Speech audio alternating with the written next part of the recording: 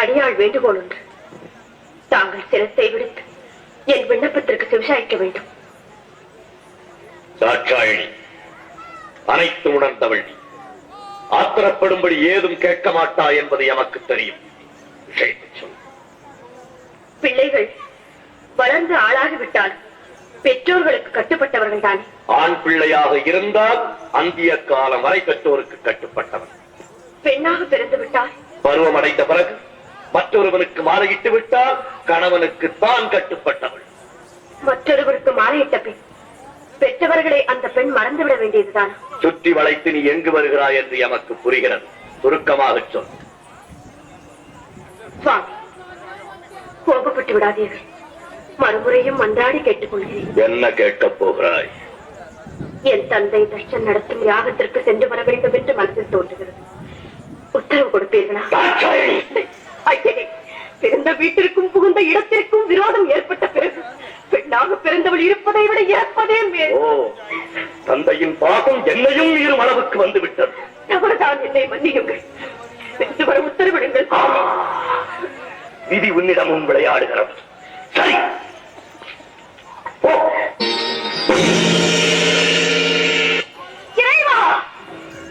பிரபு, பரம்பொருளே,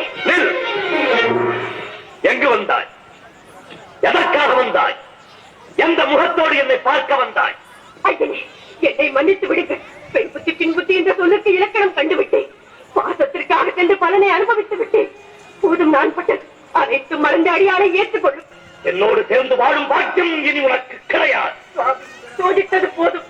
இனி வேதனையை என்னால் தாழ முடியாது. ஏற்றுக்கொள்ளுங்கள். சக்தி, நிலைமை மறந்து தக்கன் மகள் என்ற பாசத்தால் தவறு செய்து விட்டாய். தக்க தண்டனை நீ என்னை பிரிந்திருக்க வேண்டியது. என்னை பிரிந்து தனிமையில் இருக்க வேண்டாம். உன் துறை இனி எனக்கு தேவையில்லை. உலகில் இனி நாமே தனித்து இயங்கிக் கொள்வோம். உறுதியாகத்தான் சொல்கிறீர்களா? இறுதியாகவும் சொல்லுகிறேன். எங்கே என்னை பார்த்து இனி ஒரு முறை சொல்லுங்கள். உன் முகத்தை பார்க்கவும் தயாராகில்லை. ஈசனே, என் துணையின்றி உம்மால் ஒரு காலம் தனித்து இயங்க முடியாது என்பதை நன்றாக நினைவில் வைத்துக் கொள்ளும். சக்தி, ஆணவத்தால் அழியாதே.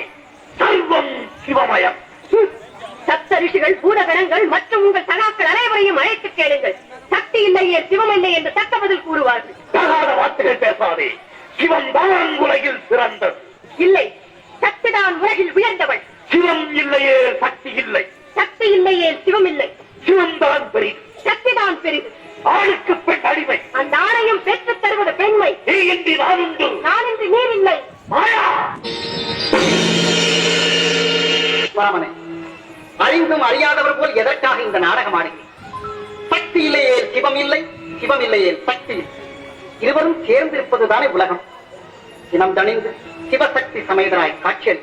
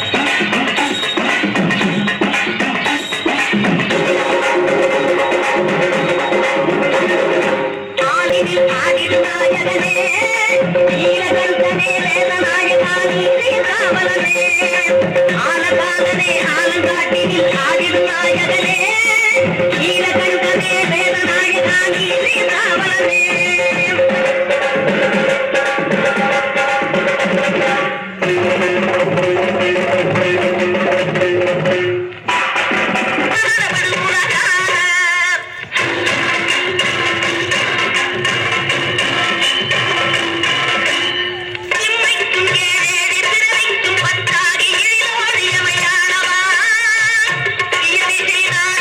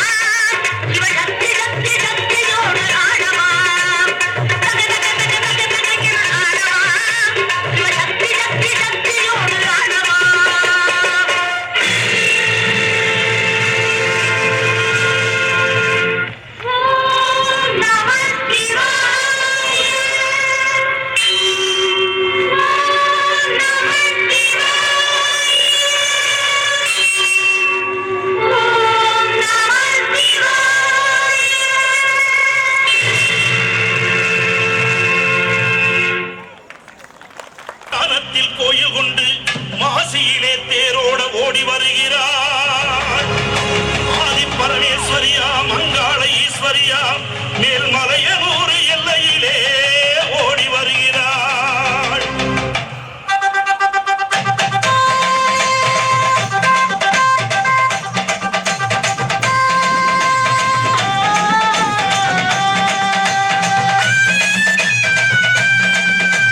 மஞ்ச போடவ கட்டி மங்காளம்மா சிங்காரம்மா ஒய்யாரம்மா நடை நடந்து அங்காளம்மா வாராளா அங்காளம்மா வாராளா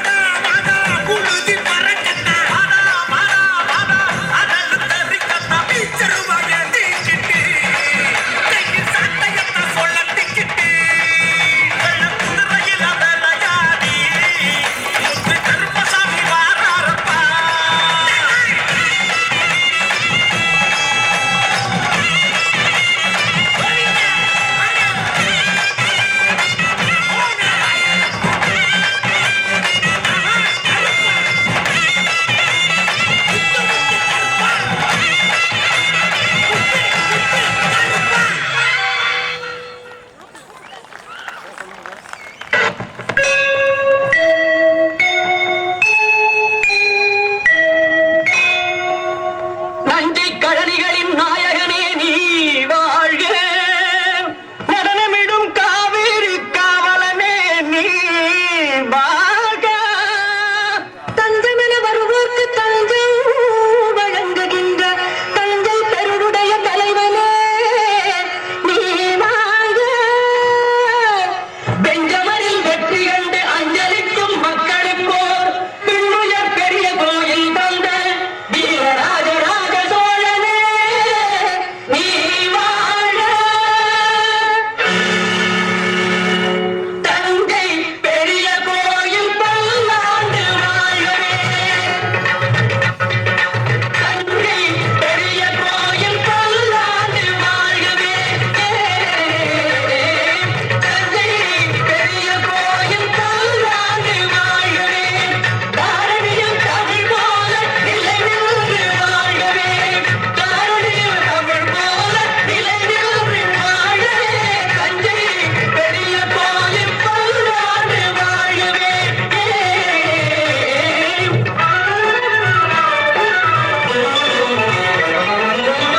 மூன்று நிலங்களுக்கும் முடி சூடினான் புவனும் முழுதும் புலி பொறித்த கொடி நாட்டினான்.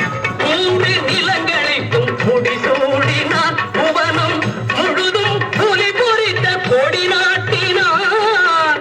தோன்றும் இடங்களில் தன் புகழ் நாட்டினான். தோன்றும் இடங்களில் தன் புகழ் நாட்டினான். என்றும் சோழர் பரம்பரைக்கு வழிகாட்டினான். சோழர் பரம்பரைக்கு வழிகாட்டினான். சோழன் வழிகாட்டினான்.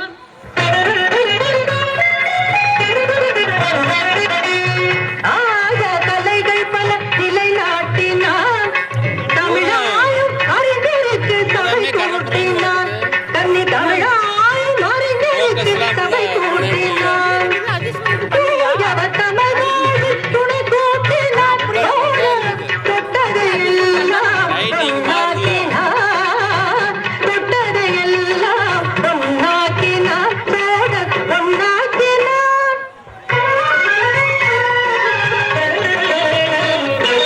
அறம் காக்க அறச்சாலை உருவாக்கினான்.